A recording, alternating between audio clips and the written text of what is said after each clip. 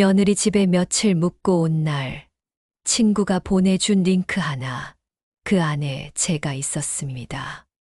저는 그 집에서 민폐 시어머니였고, 그 글엔 이런 인간은 손절해야죠 라는 말까지 달려 있었습니다. 며느리 세연이 집에 다녀온 건 정확히 지난주 수요일부터 토요일까지였습니다. 우리 하늘이가 발표회가 있다며 꼭 오라더군요. 세연이도 전화를 걸어 어머니 오시면 하늘이 진짜 좋아할 거예요. 저도 요즘 힘든데 어머니 오시면 마음이 놓이죠. 라고 하더라고요. 마음이 참 기뻤습니다. 어느덧 하늘이도 초등학교 3학년이니 키도 크고 말도 제법 조리 있게 하고 그렇게 귀여운 손녀가 오라는데 어찌 안 가겠습니까? 짐도 넉넉히 쌌습니다. 말린 나물, 조기 몇 마리, 제철 과일 한 박스에 제가 손수 만든 장조림, 손녀 간식용 홍삼까지 챙겨 넣었죠. 그리고 봉투 하나. 하늘이 학원비에 보태라며 30만 원을 조용히 건넸어요. 세연이는 어머님, 이런 거 안 하셔도 돼요. 하면서도 결국 받더군요. 말은 그렇게 해도 속으론 고마워했겠지 싶었습니다. 그렇게 나흘간 저는 식사 준비에 하늘이 등하교 챙기며 분주하게 지냈습니다. 설거지도 하고 화장실도 한번 싹 닦아놓고 왔죠. 나 같은 시어머니 어디 또 있나 싶은 생각이 살짝 고개를 들었습니다. 잔소리 한마디 없이 도와주고 눈치도 안 주고 돈까지 보태는데. 그렇게 토요일 저녁에 청주 제 집으로 돌아왔습니다. 그리고 이틀 뒤, 그러니까 월요일 아침 친구에게서 전화가 왔습니다. 정호가 너 혹시 요즘도 세연이 집 자주 가? 응, 지난주에 갔다 왔어. 왜? 너 지금 문자 보낼 테니까 링크 하나만 봐봐. 링크 제목을 보는 순간 가슴이 철렁했습니다. 우리 집에 시어머니가 3박 4일 묵고 가셨어요. 참교육하고 싶었네요. 마른 손이 덜덜 떨렸습니다. 스크롤을 내리는 손끝이 얼음처럼 차가웠고 심장이 쿵쾅거리다 어느 순간 멈춘 듯 조용해졌습니다. 본문엔 이렇게 적혀 있었습니다. 냉장고 털어먹고 반찬은 본인 취향대로만 만들고 내가 피곤해서 누워있으면 부엌에서 덜그럭거리는 소리로 스트레스 유발. 심지어 손녀 학원비 명목으로 봉투 내밀며 생색까지. 아, 진짜 안 받아도 피곤해 죽겠는데. 눈을 비볐습니다. 그 글 속 시어머니가 바로 저였습니다. 그 나흘간 있었던 일이 글 속에 고스란히 적혀 있었어요. 하늘이 발표회가 있던 주, 제가 만든 반찬, 그리고 그 회색 카디건까지 묘사돼 있었습니다. 부정할 수 없었습니다. 제가 가장 견디기 어려웠던 건 그 글의 댓글이었습니다. 진짜 레전드다. 냉장고 털이범 시어머니 키읔 키읔 키읔. 학원비 봉투 내밀며 생색. 우리 시어머니랑 판박이. 기어오르기 전에 손절하세요. 늙으면 더 집착함. 숨이 가빠졌습니다. 허공을 바라보며 앉아 있었는데 눈앞이 뿌옇게 흐려졌습니다. 식탁 위 유리컵이 흔들리고 저도 모르게 떨리는 손으로 그것을 움켜쥐고 있더군요. 그리고 결정적으로 그 게시글 작성자의 닉네임이 세연.y였습니다. 며느리 세연이의 인스타그램 계정과 같은 아이디. 머릿속이 하얘졌습니다. 설마 아니겠지. 그냥 닮은 닉네임이겠지. 하지만 가슴 한켠에서 말했습니다. 아니야, 맞아. 그 애가 쓴 거야. 저건 그냥 누가 봐도 내 이야기야. 그날 하루 저는 아무것도 할 수 없었습니다. 그 글을 읽고 또 읽고 댓글도 수십 번씩 훑어봤습니다. 내가 그 집에서 무슨 짓을 한 걸까? 아니, 내가 그 집에 너무 자주 갔던 걸까? 아니면 돈을 너무 적게 준 걸까? 시간이 갈수록 가슴에 뭔가 커다란 돌덩이가 눌러앉는 느낌이 들었습니다. 며느리는 나를 싫어하고 있었습니다. 그것도 겉으로는 웃으며 어머니 또 오세요. 하던 사람이 뒤에선 그만 좀 와라. 기어오른다는 글을 쓰고 있었던 겁니다. 그날 밤 핸드폰에 문자 하나가 도착했습니다. 엄마, 다음 주에도 시간 괜찮으세요? 하늘이가 또 보고 싶대요. 핸드폰을 들고 한참을 바라보다 답장을 보내지 못했습니다. 그래, 가긴 가야겠지. 하지만 이번엔 다른 이유로 가야 할 것 같았습니다. 그 집에 내가 직접 확인해야 할 진실이 있었습니다. 며느리 세연이의 글이라는 확신이 들고 나서 하루 동안 저는 밥도 못 먹고 소파에 멍하니 앉아 있었습니다. 스스로를 달래보려 했지만 속에서 끓어오르는 무언가가 차분히 가라앉지를 않았습니다. 내가 뭘 그렇게 잘못했나? 그 집에서 그렇게 눈치 없이 굴었나? 계속 머릿속에서 맴돌았습니다. 그날 밤 저는 휴대폰에 저장된 세연이의 카톡 프로필을 다시 확인했습니다. 닉네임이 세연.y. 맘카페 글쓴이의 아이디와 같았습니다. 그제야 확신이 들었고 다음 날 조용히 그 집 근처로 향했습니다. 그 집 근처 골목에 있는 작은 카페에 자리를 잡았습니다. 창가 쪽 자리에서 아들 집 현관이 어렴풋이 보였습니다. 머릿속이 복잡했습니다. 지훈이는 아무것도 몰랐을까? 아니, 어쩌면 알고도 말하지 않은 건 아닐까? 오후 3시쯤이었을까요? 세연이가 핸드백을 메고 현관문을 나섰습니다. 귀에는 에어팟이 꽂혀 있었고 손에는 휴대폰을 쥐고 있었습니다. 그녀의 말소리가 문득 바람을 타고 제 귀에 들어왔습니다. 응, 언니 또 연락 왔어.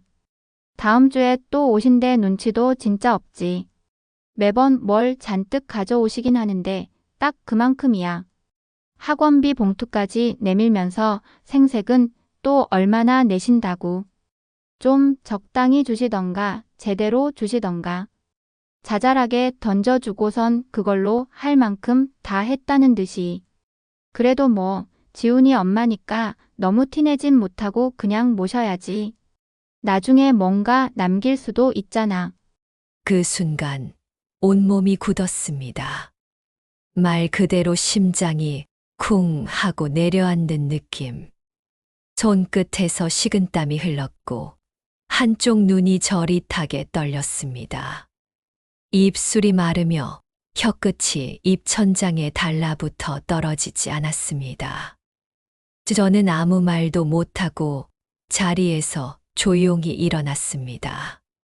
걸음을 옮기는데 발바닥이 무겁게 느껴졌습니다. 내가 지금 뭘 들은 거지? 그녀의 목소리가 떠나지 않았습니다. 자잘하게 던져주고선 나중에 남길 수도 있잖아. 저는 그동안 손녀가 좋아하는 떡을 사고 반찬을 싸고 학원비 봉투까지 챙기면서 지린심이었는데 그 아이 눈에는 거추장스럽고 대충 챙겨주는 손님이었던 겁니다. 집에 도착한 후 저는 오랜만에 금고를 열었습니다. 한쪽 구석에 차곡차곡 정리해 둔 서류철. 아들에게 남겨주려던 재산 정리 목록, 상속계획표, 보험 약정서. 하나하나 꺼내며 찢어버리고 싶었습니다. 하지만 그 대신 조용히 펜을 들었습니다. 딸 민정이에게 먼저 전화를 걸었죠. 민정아, 혹시 이번 주에 시간 좀 되니? 엄마가 좀 의논할 게 있어. 민정이는 놀란 목소리였습니다. 왜? 어디 편찮으신 거야? 아니, 그냥 이젠 좀 나도 정리를 하려고. 딸에겐 죄스러웠습니다. 평생 아들 먼저 챙기고 시집간 딸은 남의 식구라며 멀찌감치 대했던 제가 이제 와서 딸을 부르는 것 자체가 부끄러웠지만 민정이의 언제든 와요, 엄마. 라는 말에 눈시울이 붉어졌습니다. 그날 밤 노트를 꺼내 손글씨로 편지를 적었습니다. 처음엔 한 줄도 써지지 않았습니다. 하지만 마음을 꾹꾹 눌러 담았어 내려갔습니다. 지훈아, 이 편지는 유산 대신 너에게 주는 엄마의 마지막 마음이다. 엄마는 내 아내가 그렇게 생각하고 있다는 걸 몰랐어. 내가 자잘하게 던져주는 사람이라니. 그동안 챙긴 건 생색이 아니라 마음이었다. 너를 사랑해서 하늘이를 예뻐해서. 하지만 이제 엄마도 알겠다. 사랑만으로는 부족하다는 걸. 엄마는 너에게서 마음을 거둘게. 그리고 딸 민정이에게 내 노후를 맡기려고 한다. 지훈아, 잘 살아라. 그 집안에서 네가 정말 행복하길 바란다. 편지를 접고 서랍 안에 넣었습니다. 그 순간만큼은 손이 안 떨렸습니다. 분노도 서운함도 모두 내려놓고 나니 오히려 마음이 고요해졌습니다. 이제는 보여줘야겠다. 나는 단순한 민폐 손님이 아니라 그 집에 있었던 유일한 어른이었다는 걸. 며칠을 방 안에서 멍하니 보냈습니다. 창밖으로 햇살이 쏟아져도 마음은 흐린 날 같았습니다. 자꾸만 며느리의 그 말이 떠올랐습니다. 그냥 모셔야지. 나중에 뭔가 남길 수도 있잖아. 내가 살아있는 지금은 불편한 존재고 언젠가 죽으면 남길 무언가만 기대되는 사람. 그게 나였다는 사실이 너무나도 참담했습니다. 그러다 문득 금고 안에 서류철이 떠올랐습니다. 적금 통장, 부동산 등기, 보험증권, 의료지정서까지 아무도 모르게 정리해뒀던 것들. 언젠가는 지훈이에게 넘기겠지 하며 모아뒀던 서류였습니다. 하지만 이제는 그 종이 하나하나가 저를 붙잡는 족쇄처럼 느껴졌습니다. 저는 전화를 걸었습니다. 정 변호사님, 이정욱입니다. 혹시 내일 시간 괜찮으세요? 이정옥 어르신, 오랜만입니다. 내일 오전 11시면 어떠세요? 네. 조용한 자리였으면 좋겠어요. 드릴 말씀이 좀 많습니다. 다음 날 오전 사무실 책상 위엔 유언장 양식과 상속 구조표가 놓여 있었습니다. 정 변호사는 조용히 제 얼굴을 바라보다 말했습니다. 뭔가 큰 결심을 하고 오신 것 같네요. 사람 믿는 게 이렇게 어려운 일인지 요즘 와서 알겠어요. 혹시 가족분들과 불화가 있으셨습니까? 저는 조용히 고개를 끄덕였습니다. 며느리가 제 뒷담화를 온라인에 올렸더라고요. 제가 생색만 내는 가난한 시어머니라더군요. 변호사는 말없이 고개를 끄덕였습니다. 요즘 그런 사연 많습니다. 멀쩡한 아들이 아내 눈치 보느라 부모하고 거리 두는 경우 많고요. 그래도 어르신, 너무 마음 상해하지 마세요. 그래서요. 이제는 제 마음을 줄 사람에게 남기고 싶어서요. 딸한텐 한 번도 제대로 챙겨준 적이 없거든요. 그날 오후 저는 민정이를 불러냈습니다. 카페 구석자리에서 조심스레 봉투 하나를 내밀었습니다. 민정아, 이 안에 엄마 앞으로 돼 있던 것들 목록이 있어. 이제 내가 좀 챙겨줬으면 해. 엄마 갑자기 왜 이래? 오빠한텐 얘기 안 했어? 저는 고개를 살짝 떨궜습니다. 지훈이한테는 이젠 더 이상 말하지 않으려고. 그 집에서 내가 어떤 존재였는지 알게 됐거든. 무슨 일이 있었던 거야? 엄마한테 그런 말을 하게 만들 정도면. 민정이는 제 손을 꼭 잡았습니다. 그리고 조용히 한마디를 꺼냈습니다.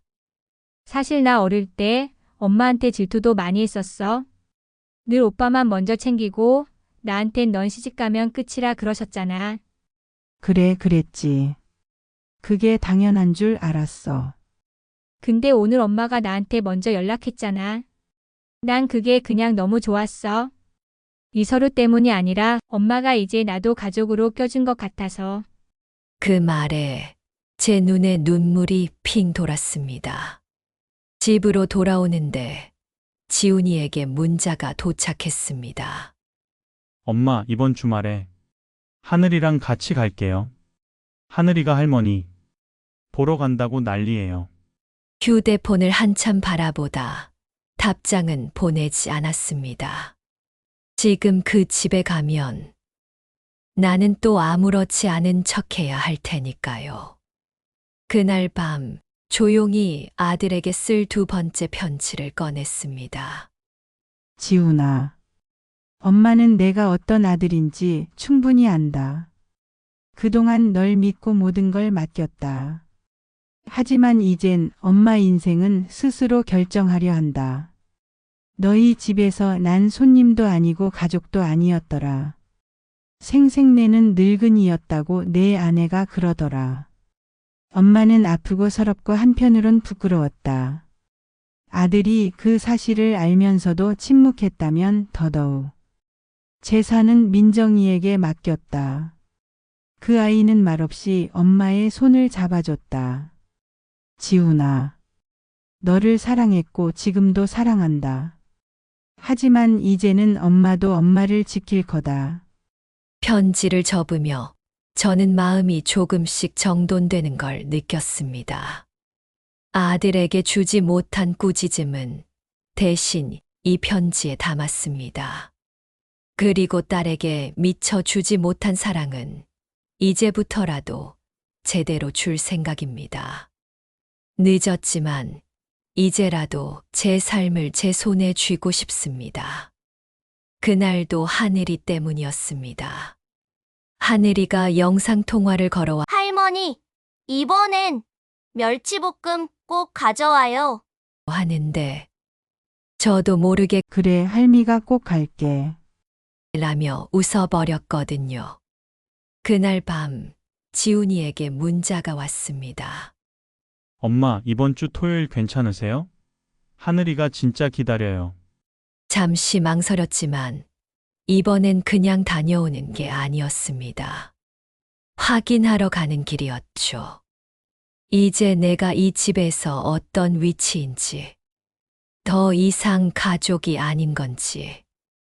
토요일 아침 평소보다 더 차려 입었습니다.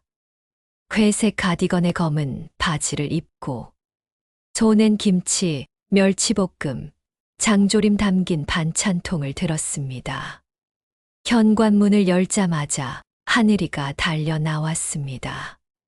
할머니, 멸치볶음 가져왔죠? 그럼 우리 하늘이 부탁을 할미가 어기겠니? 하지만 집 안 공기는 묘하게 차가웠습니다. 세연이의 표정은 딱딱하게 굳어 있었고 지훈이는 웃으며 엄마 왔어? 하더니 곧 방 안으로 들어가 버렸습니다. 부엌에서 반찬을 냉장고에 넣고 있는데 세연이가 조용히 다가왔습니다. 어머니 잠깐 괜찮으세요? 그래, 무슨 일인데? 세연이는 잠시 망설이다가 작게 한숨을 쉬며 말했습니다. 사실 요즘 저희 좀 지쳐요. 어머니 매번 오실 때마다 준비하고 맞이하는 게 생각보다 힘들고요. 하늘이는 좋아해도 저희 부부는 솔직히 부담돼요. 손에 쥐고 있던 반찬통이 살짝 흔들렸습니다. 입꼬리가 떨려왔지만 저는 꾹 참았습니다. 사실 지훈 씨는 항상 어머니 편이라 제가 뭐라고 하면 또 괜히 갈등만 생기니까요. 그래서 그냥 참고 있었던 건데 이번엔 말씀드려야 할 것 같았어요. 그래서 앞으로는 자주 안 오셔도 괜찮을 것 같아요. 그게 저희에겐 훨씬 편할 것 같아요. 그 순간 목구멍이 턱 막히는 느낌이었습니다. 심장이 쿡 하고 내려앉았고 주름을 한 박자 늦게 삼켰습니다. 하지만 저는 조용히 식탁 의자에 앉았습니다. 세연이는 눈치를 보며 말을 멈췄습니다. 그래. 드디어 내 진심을 들었네. 네? 사실은 나도 내가 쓴 글을 봤어. 세연이의 눈이 커졌습니다. 맘카페에 올린 그 글 말이다. 냉장고 털이범 시어머니라던가 생색 대장이라던가. 그게 나였단 거 난 다 알아. 순간 세연이의 얼굴이 굳었습니다. 입술이 파르르 떨렸지만 아무 말도 하지 못했습니다. 그 글 보고 한참을 고민했어. 내가 오해한 걸까 싶어서 다시 와봤지. 그런데 오늘 들은 말로 확신이 들었네. 난 이 집에서 필요 없는 사람이구나. 그런 뜻은 아니에요, 어머니. 제가 좀 예민했나 봐요. 아니야. 이젠 그만할게. 넌 내 방식대로 나도 내 방식대로 살아야지. 저는 조용히 자리에서 일어났습니다. 그리고 마지막으로 식탁에 놓여 있던 반찬통을 세연이 앞으로 밀었습니다. 이건 마지막이야. 이제부턴 나도 반찬 줄 사람 바꿔야겠다. 그 순간 하늘이가 달려왔습니다. 할머니, 나랑 같이 그림 그릴 거라 했잖아요. 우리 같이 하자, 나. 할머니 기다렸단 말이에요. 저는 그 아이를 꼭 안았습니다. 작은 팔이 제 목을 감싸며 속삭였습니다. 할머니, 냄새 좋아, 또 올 거죠? 그 말에 그동안 꾹 참았던 눈물이 눈가에 맺혔습니다. 그래, 하늘아. 할미가 또 연락할게. 우리 하늘이 언제나 씩씩하게 지내야 해. 집으로 돌아온 저녁. 저는 김치 한 통을 봉지에 담았습니다. 그리고 휴대폰을 꺼내 딸 민정이에게 전화를 걸었습니다. 민정아, 이번 주말에 엄마 집에 올래? 김치 좀 담갔거든. 같이 나눠 먹자. 잠시 정적이 흘렀습니다. 그런데 수화기 넘어 민정이의 목소리가 떨리듯 들려왔습니다. 진짜 엄마가 부르시는 거야? 이 말 진짜 오래 기다렸어요. 그 순간 가슴이 찡해졌습니다.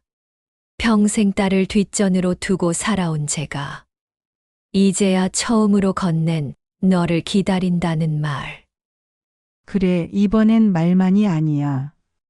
이제는 나도 가고 싶은 집에 갈 거야. 며칠 동안 그 누구도 연락이 없었습니다. 조용했습니다. 아들 집에서 돌아온 이후 저는 민정이와 점심을 먹고 김치 담그고 마당에 나와 햇볕을 쬐며 정말 오랜만에 내 시간을 살고 있구나 싶었습니다. 그런데 며칠 후 지훈이에게 전화가 왔습니다. 엄마, 요즘 왜 전화 안 받아요? 그냥 바쁘기도 했고 좀 쉬고 있었어. 하늘이가 계속 엄마 찾잖아요. 반찬 너무 맛있었다고. 목소리 끝에 억지로 웃는 듯한 기색이 묻어났습니다. 그 목소리가 참 낯설게 들렸습니다. 그리고 그 다음 날, 며느리에게서 문자가 왔습니다.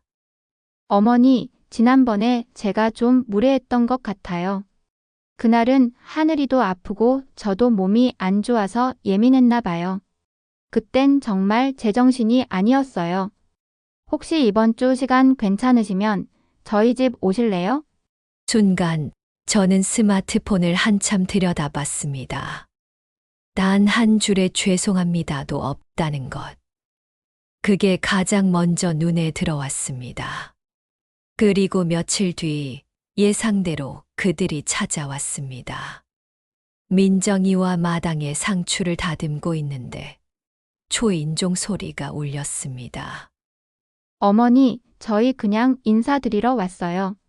세연이 손엔 과일 바구니. 지훈이는 평소보다 훨씬 공손한 얼굴로 서 있었습니다. 거실로 들어와 앉자 세연이가 먼저 말문을 열었습니다. 어머니, 지난번엔 진짜 죄송했어요. 그날 제가 너무 피곤해서 하늘이 감기도 겹치고 아무 생각 없이 말이 나갔던 것 같아요.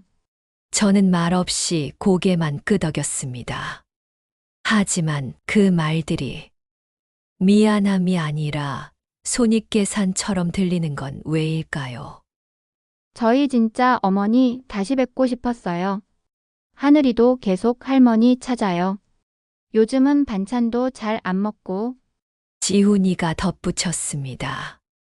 엄마, 민정이한텐 너무 정 붙이지 마.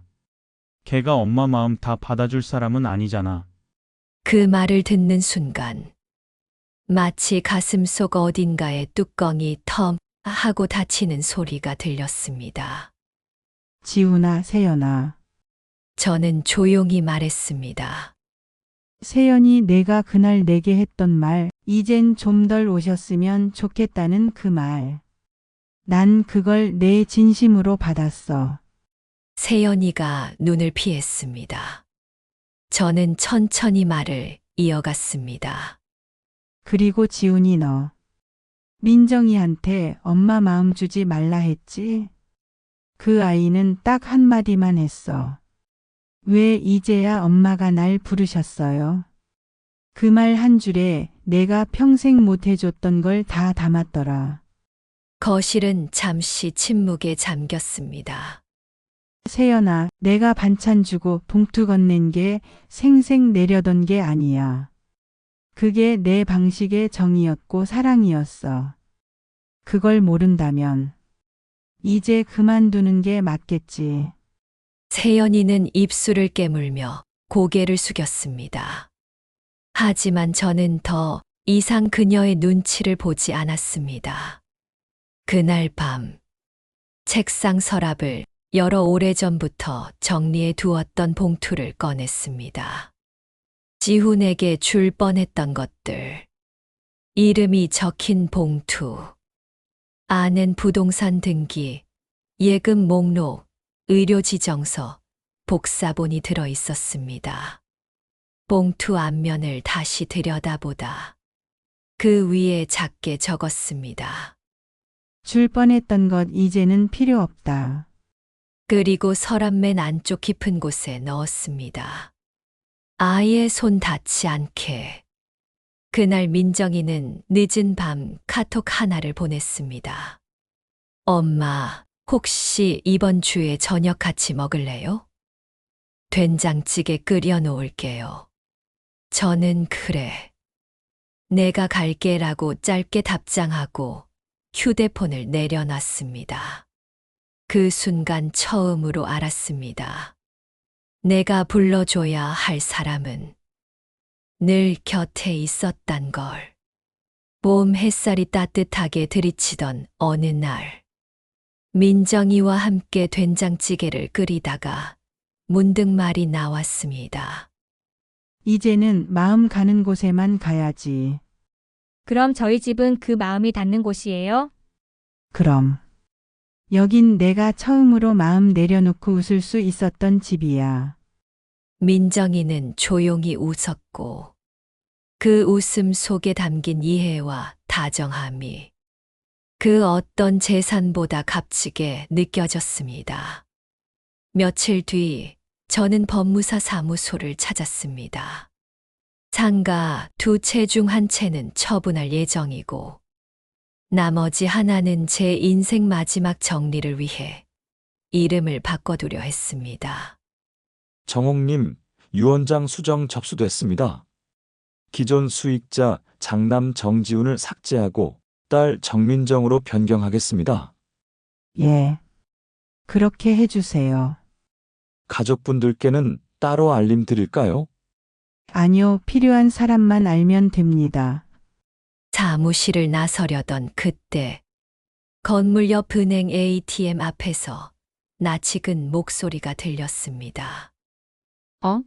어머니? 고개를 들자 며느리 세연이가 있었습니다. 제 손에 들린 계약서 봉투와 뒤이어 다가온 부동산 대표의 말. 정 선생님, 이번에 계약 잘 마무리하셨어요. 건물 관리 맡겨주신 덕에 저희도 감사합니다. 세연이의 눈빛이 그 자리에서 굳는 걸 느꼈습니다. 그날 밤 지훈이에게 전화가 왔습니다. 엄마, 세연이가 좀 놀랐나 봐. 엄마가 그렇게 자산이 있는 줄 전혀 몰랐대. 그래? 자기 그동안 좀 실수 많았던 것 같다며. 이번 주에 집에 와서 식사하시면 어떠냐고 묻더라. 난 괜찮아. 지금이 더 편하고 좋아. 며칠 후 세연이는 양손 가득 선물 보따리를 들고 우리 집에 나타났습니다.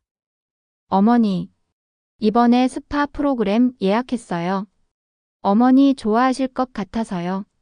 우리 같이 다녀와요. 한우, 수입 과일, 쿠폰까지. 이전엔 한 번도 보지 못한 호의의 과잉. 세연아, 네, 어머니. 너 내가 가진 거 알고부터 사람이 많이 달라졌구나. 그게 아니라요. 저는 진심으로. 괜찮아. 근데 말이지, 진심이라는 건 평소에 이미 다 보여지는 거야. 세연이는 조용히 고개를 떨궜습니다. 저는 더 이상 그녀의 표정을 살피지 않았습니다. 그날 저녁, 민정이 식탁에 둘러앉아 고등어 조림을 나누어 먹던 자리에서 조심스레 입을 열었습니다. 민정아, 상가 하나 내 이름으로 정리해놨다. 엄마 왜 갑자기 그런 말씀을? 그동안 미안했고, 이젠 너랑 너희 가족한테 내가 줄 수 있는 건 미루지 않고 주고 싶어서 그래. 민정이는 말을 잇지 못하고 그저 제 손을 꼭 잡았습니다. 며칠 뒤 세연이에게서 전화가 왔습니다. 어머니, 정말 그러셨어요? 유산 바꾸신 거 맞죠? 그래. 그럼 저희는요? 하늘이는 따로 챙길 거야. 그 아이는 진심으로 나를 찾았으니까. 그리고 그날 밤 하늘이에게 전화를 걸었습니다. 하늘아, 잘 지내? 할머니, 진짜 오랜만이에요. 김치볶음밥도 해주세요. 그럼. 이번 주말 할머니가 하늘이 만나러 갈게. 그 말 한마디에 오랜 미안함이 조금은 풀리는 듯했습니다. 그날 밤 저는 오랜만에 일기장을 펼쳐 이렇게 썼습니다. 나는 더 이상 생색내는 사람이 아니다. 나는 내 마음이 가는 사람에게 내 남은 것들을 주기로 했다. 이제 나는 내 이름을 불러주는 집으로 향합니다. 된장찌개가 끓고 손녀가 꽃을 심고 딸이 따뜻한 말 한마디를 건네는 그 집. 그게 내가 평생 바랐던 진짜 유산이었단 걸 이제야 알게 됐습니다. 오늘 이야기 마음에 닿으셨다면 좋아요와 구독, 알림 설정 꼭 부탁드립니다. 황혼의 미소는 당신의 마음을 지켜드립니다.